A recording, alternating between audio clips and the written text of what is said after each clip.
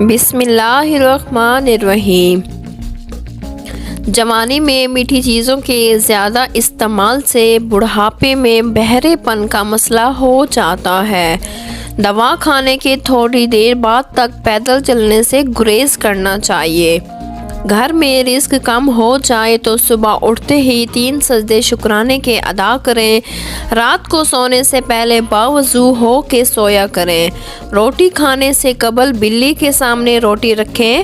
صبح اٹھتے ہی اللہ کو رازق کہہ کر آواز دو، رزق کبھی کم نہیں ہوگا۔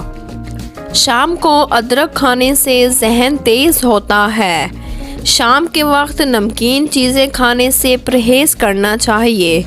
شام کو گوبھی مت کھاؤ، دانت میں درد رہے گا۔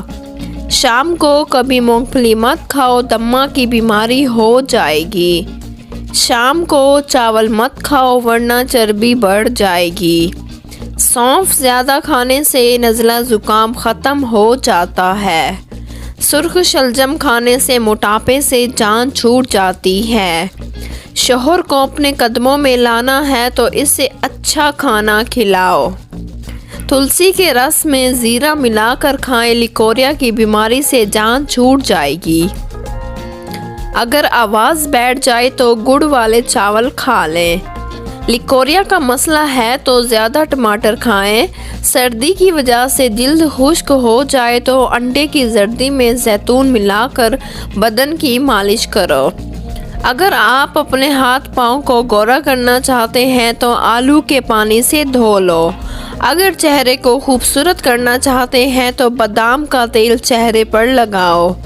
اگر بال کالے کرنے ہیں تو انار کے رس سے بالوں کو دھو ڈالو۔ تحقیق کے مطابق پاپ کارن صحت ترین کھانوں کی چیز ہے۔ یہ ہڈیوں اور دانتوں کے لیے اچھا ہے۔ رسول صلی اللہ علیہ وآلہ وسلم نے ارشاد فرمایا، وہ گھر والے بھوکے نہیں ہو سکتے جن کے پاس کھجوریں ہوں۔ اگر بندہ کھانے کے درمیان 3 گھونٹ پانی پی لے تو زندگی بھر اس کی آنکھوں میں چمک رہے گی۔